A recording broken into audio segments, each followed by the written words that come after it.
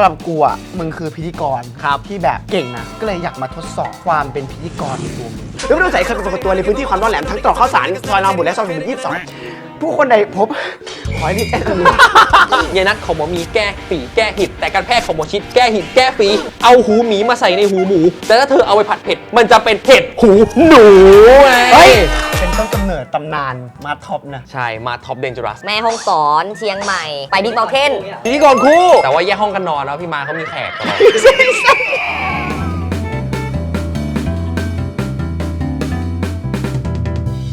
สวัสดีครับขอต้อนรับเข้าสู่เพลงแกงเล่นสนุกสุขเป็นคุณผมมัทธวุฒิครับผมท็อปณภัทรโชคจินดาชัยครับผมรายการนี้มันนานมากเลยนะพี่มาเป็นระดับตำนานกี่ปีถึงวะผมว่าถึงคือไม่ใช่แค่รายการปิดช่องปิดไปแล้วช่องก็ปิดไปด้วยเป็นต้นกำเนิดตำนานมาท็อปนะใช่มาท็อปเดนจอรัสจะพูดอะไรไม่รู้ในรายการที่มันเป็นรายการสดที่มักจะพูดแบบอะไรแย่ๆออกมาเสมอแล้วคือเขาอันตรายมากคือหลังๆเขาพยายามจับแยกเพราะว่าพออยู่ด้วยกันแล้วมันจะชอบพูดแบบอะไรไม่รู้ที่ออนแอร์ไม่ได้มันจะไหลก็ขยับทั่วไปขยับทั่วไปก็มีขยับทั่วไปตามสาเด็กวัยรุ่นสปอนผิดก็มีโอ้โหหนักเลยเนี่ยสปอนเซอร์ผิดแต่เป็นช่วงนั้นก็คือพอทำรายการด้วยกันใช่ไหมก็เริ่มมีงานอีเวนต์ด้วยนะข้างนอกอะไรด้วยใช่ผมกับพี่มานี่ไปเที่ยวแบบสกูลทัวร์แม่ฮ่องสอนเชียงใหม่ไปบิ๊กเมาน์เทนพิธีกรคู่แต่ว่าแยกห้องกันนอนแล้วพี่มาเขามีแขกตลอดมึงอยู่กับกูมีเพื่อนทุกจังหวัดใช่ไอ้ต้องบอกก่อนที่บอกว่าวันนี้เป็นท็อปเพราะอะไรครับเริ่มต้นมันคือว่าไปออกรายการที่พิธีกรใช่ไหมแล้วก็แบบมึงก็โวยวายเล่นๆคือม้าจุทำช่องมากี่ปีปีกว่าใช่ไหมผมต้องเป็นแขกคนแรกๆด้วยซ้ำเราเข้าใจว่าเวลาประชุมแขกอะไรเงี้ยมันจะมีคนหนึ่งนะไม่บอกว่าใครนะยอดเสนอว่าเฮ้ยผู้หญิงใครดีวะอ๋อ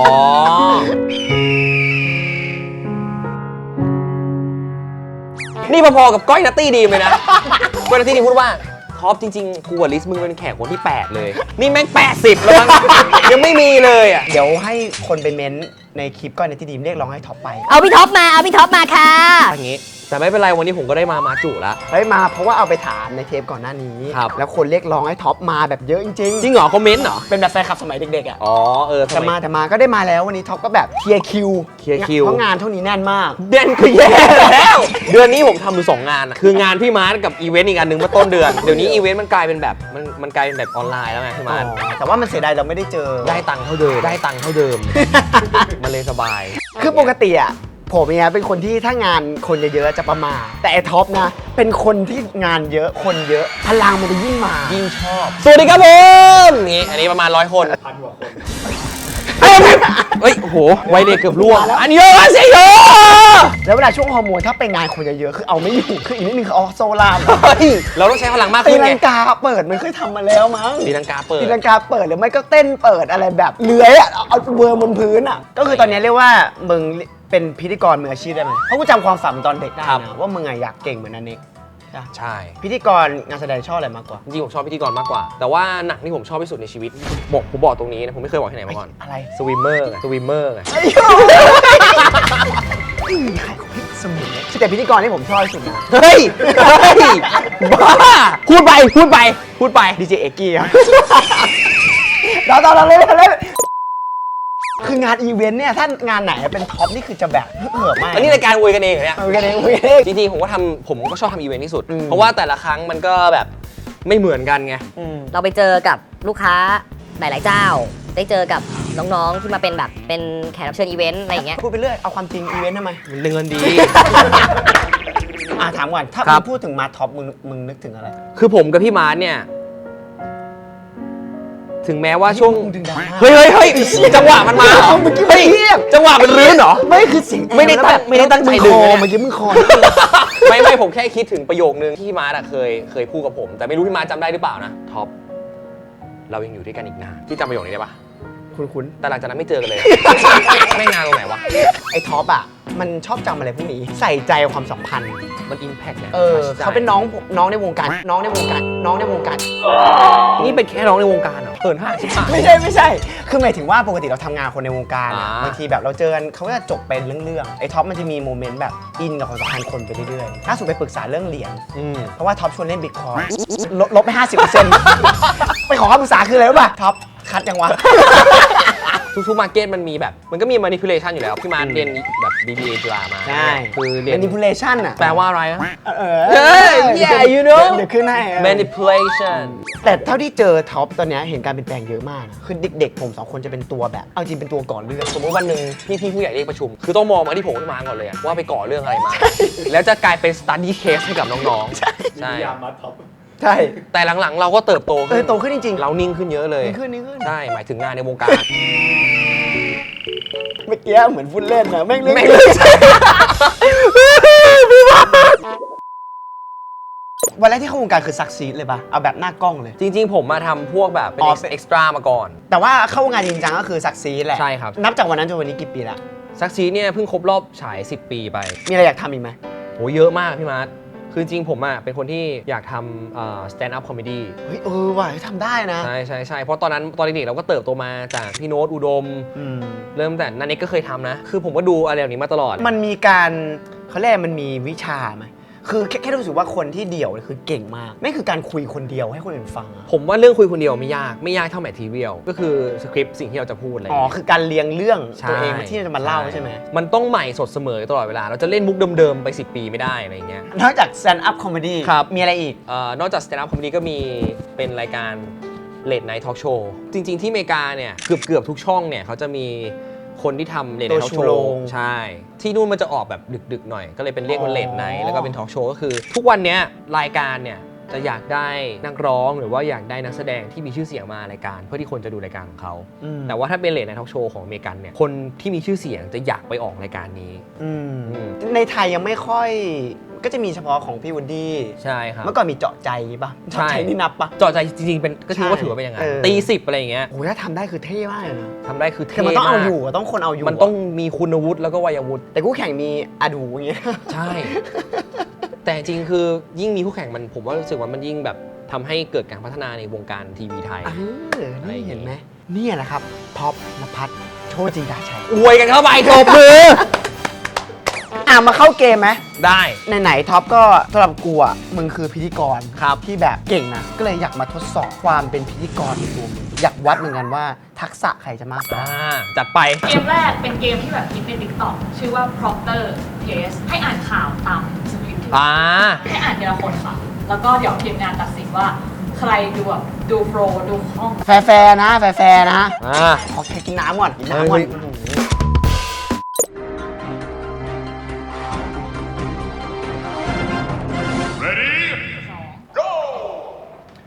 ค่ำวันนี้ทางสำนักงานตำรวจแห่งชาติออกมาระบุว่าหน่วยงานความมั่นคงของประเทศไทย พบข้อมูลบุคคลต้องสงสัยชาวต่างชาติที่เข้ามาก่อวินาศกรรมภายในราชอาณาจักร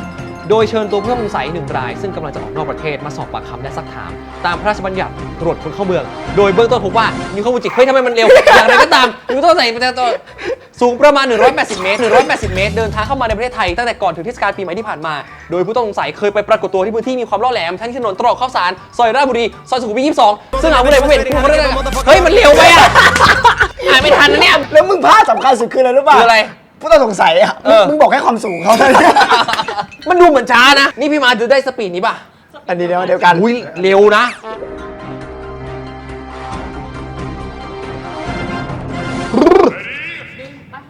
ค่ำวันนี้ทางสำนักงานตำรวจแห่งชาติออกมาระบุว่าหน่วยงานความมั่นคงของประเทศไทย พบข้อมูลบุคคลผู้ต้องสงสัยชาวต่างชาติที่เข้ามาก่อวินาศกรรม ภายในราชอาณาจักร โดยเชิญตัวผู้ต้องสงสัย1 ราย ซึ่งกำลังจะออกนอกประเทศมาสอบปากคำและซักถามตามพระราชบัญญัติตรวจคนเข้าเมืองโดยเบื้องต้นพบว่ามีข้อมูลจริง อย่างไรก็ตามยังมีผู้ต้องสงสัยหลบหนีไปได้อีก1 คน เป็นชายชาวตะวันออกกลางอายุระหว่าง 30 ถึง 40 ปีสูงประมาณ 180 เซนติเมตรเดินทางเข้ามาในประเทศไทยตั้งแต่ก่อนถึงเทศกาลปีใหม่ที่ผ่านมาโดยผู้ต้องสงสัยเคยไปปรากฏตัวในพื้นที่ความร้อนแหลมทั้งตรอกข้าวสารซอยรามบุตรและซอยสุขุมวิท 22 ผู้คนใดพบขอให้รีบแอดมินตอนนี้ตอนหลังหมดลมคือมึงพลาดอะไรผู้ต้องสงสัยกูพลาดว่าให้คนแจ้งความที่ไหน เกมที่ผมยอม ตานี้พี่มาร์ชชนะไปเลย ข้อต่อไปก็คือเป็นโจทย์แบบเหมือนทดสอบการ5 4 3 2กูพูดได้ผิดตั้งแต่โจทย์ สอบใบผู้ประกาศคือเราจะเอาชุดคำยากมาให้อ่านกัน 2 ชุดคำก็คือเอาเวลามารวมกันใครใช้น้อยกว่าก็คือชนะ แต่ว่าถ้าผู้ผิดคือเริ่มใหม่นะแล้วจับเวลาต่อไปเรื่อยๆ สบาย 2 3หีบมากมายหลายหีบยกหีบหนีหีบมากมีหนีหีบหนีหาย เห็นหนีหีบมากมายหลายหีบยกหีบหนีหีบมากมีหนีหีบหนีบ หีบมากมายหลายหีบยกหีบหนีหีบมากมีหนีหีบหนีบหนีหาย เห็นหนีหีบหนีบหนีกันมากมาย เห็นหีบหายหลายหีบหนีบหนีเอ่ย จดดูก่อนโอเค จุดที่สองนะ เฮ้ย โอ้โหเหี้ย ยายมอยเลี้ยงหมียายมีเลี้ยงหอยส่วนเอ้ย ส่วนของจริงเลยของจริง ยายมอยเลี้ยงหมียายมีเลี้ยงหอยและยายมอยเลี้ยงหมีและยายมีเลี้ยงหอยส่วนนางลีขายหอย และนางมอยขายหมียานัดของหมอมีแก้ฝีแก้หิดแต่การแพทย์ของหมอชิดแก้หิดแก้ฝีเอาหูหมีมาใส่ในหูหมูเอาหูโอ้ยหนูเอาก่อนยายมอยเลี้ยงหมียายมีเลี้ยงหอยส่วนนางลีขายหอย และนางมอยขายหมียานัดของหมอมีแก้ฝีแก้หิดแต่การแพทย์ของหมอชิดแก้หิดแก้ฝีเอาหูหมีมาใส่ในหูหมูหนูเอาหูหมูมาใส่หูหมีหูหมูหูหนีเอาหูหมีมาใส่หูหมูและแต่ถ้าเธอเอาไปผัดเผ็ดมันจะเป็นเห็ดหูหนูเวลาเท่าไหร่ครับ ยังไม่ต้องบอกผมเวลาเดี๋ยวค่อยสรุปก็ได้ เดี๋ยวรู้เลยอ่ะหีบมากมายหลายหีบยกหีบหนีหีบมากมีหนีหีบหนีบหนีหาย เห็นหนี ถูกแล้วนี่หว่าหีบมากมายหลายหีบยกหีบหนีหีบมากมีหนีหีบหนีบหนีหาย เห็นหนีหีบหนีบหนีกันมากมาย เห็นหีบหายหลายหีบหนีบหนีโอ้โหถ้าไม่คิดว่าตัวเองผิดตอนแรกก็คือสบายแล้วคิดว่าผิดแต่ว่าถูกแล้วนี่หว่ายายมอยเลี้ยงหมีและยายมีเลี้ยงหอยส่วนนางลีขายหอยและนายมอยขายหมียายนัดของหมอมีแก้ฝีแก้หิดแต่การแพทย์ของหมอชิดแก้หิดแก้ฝีเอาหูหมีมาใส่ในหูหมูหนูเอาหูหมูมาใส่ในหูหมีหูหมูหูหนีเอาหูหมีมาใส่ในหูหมูแต่ถ้าเธอเอาไปผัดเผ็ดมันจะเป็นเห็ดหูหนูไง สรุปเวลานะคะของพี่มาร์ค 73.34 วินาทีส่วนของพี่ท็อป 37.06 วินาทีอันนี้ยอมรับจริงคือแบบผิดแบบไม่ผิดด้วยนะ ผิดแบบไม่ผิดด้วยไม่เป็นไรเกมสุดท้ายตัดสิน โอเคต่อไปเป็นโจทย์ตัดสินอันนี้คือเราจะวัดทักษะพิธีกรกันคือเวลาพิธีกรอีเวนต์หรือพิธีกรแบบรายการสดเนี่ยเขาจะมีคิวโชว์มาแบบฉุกเฉินเดี๋ยวนั้นเราต้องแบบบริหารสมาธิดึงมาใช้เลยทันทีนี่เลยจะทดสอบเราจะกำหนดคำโคลา5 คำเราต้องเล่าเรื่องด้วยคำนี้ไปให้ได้โดยที่ให้สมูทกูว่ากูแพ้อยู่แล้วแหละชุดแรกหรือชุดสองเอาชุด2ครับตอนนี้ประชาชนคนไทยนะครับก็กำลังติดตามเฝ้าระวังข่าวอย่างใกล้ชิดนะครับสำหรับวัคซีนยี่ห้อโมเดอร์นานะครับที่กำลังจะเอาเข้ามาฉีดให้ไทยว่าให้โรงพยาบาลเอกชนเนี่ยมาฉีดได้ไหมนะครับซึ่งตอนนี้นะครับข่าวล่าสุดนะครับจะให้ประชาชนทุกคนชิงโชคนะครับวัคซีนโมเดอร์นาตัวนี้นะครับว่าใครจะได้ฉีดไปนะครับแต่นะครับระหว่างตอนนี้นะครับคือก่อนที่เราวัคซีนจะมาเนี่ยกาดเราห้ามตกครับผมเราต้องใช้เจลแอลกอฮอล์ที่ไม่ขมเนี่ยล้างมือไปเรื่อยๆหมั่นใส่หน้ากากและใช้เจลแอลกอฮอล์ที่ไม่ขมนะครับย้ำอย่าลองกินถ้ากินแล้วไม่ขมก็คือใช้ได้นะครับแต่ถ้าใครหิวช่วงนี้นะครับก็แนะนำไปใช้ซื้อเจลแอลกอฮอล์ที่ไม่ขมแต่ก่อนจะซื้อเสร็จนะครับให้แวะซื้อขนมจีบเซเว่นก็ได้เพื่อเป็นการให้มันอยู่ท้องนะครับแต่ลุ้นไปก็เท่านั้นครับเพราะสุดท้ายนะครับโลกเราจะแตกภายใน5 4โอ้โหเร็วอะไรปุ๊บมาสไตล์ผู้ประกาศตอนเด็กๆเนี่ยครูสอนคณิตศาสตร์เขาจะสอนผมนะครับว่า2 บวก 2เนี่ยเป็น4แต่จริงๆแล้วคุณรู้หรือไม่อีลอนมาร์กสอนผมอีกแบบหนึ่งอีลอนมาร์กสอนว่า2 บวก 2ไม่ใช่4แต่กูทวิตเมื่อไหร่บิตคอยจะขึ้นทีนี้พอเราเริ่มต้นที่จะแบบลงทุนในเรื่องของคริปโตเคอเรนซีเนี่ยมันจะมีวันที่ฮอร์โมนมันพุ่งพล่านวันที่มันลงไปถึง 30,000 มันขึ้นไปถึง 60,000 มันลงไปถึง 30,000 ฮอร์โมนเรานี่พูดแล้วขนลุกนะเนี่ยแต่บอกเลยนะว่าถึงแม้ว่าใครจะขายใครจะจ่ายกูไม่จ่าย มึงจะขายตอนติดดอยกูไม่ขายใครมาขอยืมเงินกูไม่จ่ายแต่คนเดียวเลยที่บอกว่าจ่ายเถอะนะจ่ายเถอะเอาแบบสิ่งดีๆเข้ามาในประเทศก็คือนายกนะเขาต้องจ่ายซะหน่อยเอาหมดแล้วเหรอเนี่ยหมดแล้วจ่ายอะไรวะนายกจ่ายอะไรวะจ่ายซื้อวัคซีนดีๆเข้ามาโอเคถึงเวลาตัดสินแล้วเมื่อกี้สมุดทั้งคู่จริงเหรอถือว่าได้นะคนนึงเล่าเป็นผู้ประกาศคนนึงเล่าเป็นเหมือนเล่าให้เพื่อนฟังเล่าให้เพื่อนฟังแล้วเวลาก็ตัดสินที่เวลานะคะของพี่มาทำไป 54.24 วิส่วนพี่ท็อปทำไป 48.82 วินาทีก็ต้องยอมเขาจริงๆคือเขาเล่าแบบโฟลว์มากแล้วก็ไม่มีกระตกกระตากเลยจ้างได้ถ้าจ้างไปเป็นพิธีกรคู่หลังๆมาบอกว่าไม่ค่อยได้รับแล้วแต่จะรับงานเดียวถ้าคู่กับท็อปจริงปะเนี่ยแล้วช่องเขาไม่ว่าถ้าอยากให้งานเราล่มไป มันต้องมีการทำโทษอยู่แล้ว แต่พี่ต้องรับปากว่าพี่จะทำ วามา ทำนะ ทำอยู่แล้ว พี่มาร์ทซื้อบ้านนานละ อ่า ผมยังไม่เคยไปสักที ต้องมีวันหนึ่งที่รถตู้มารับผมถึงคอนโดผมเพื่อไปเล่นบ้านพี่มาร์ท เฮ้ยโอ้โห อ้าวคุณบักเบาไปเหรอ ได้เลยอยากให้มาอยู่แล้ว ก็ถือว่าวันนี้สนุกมาก ครับ ก็คือไปติดตาม IG มี ครับ ช่องทางติดตามอะไรอีก มีช่องแบบช anel ตัวเองไหม ไม่มี ทำไม ไม่ ไม่ มี ทำวะ ทำแล้วไม่มีคนดูเลยผมว่า มี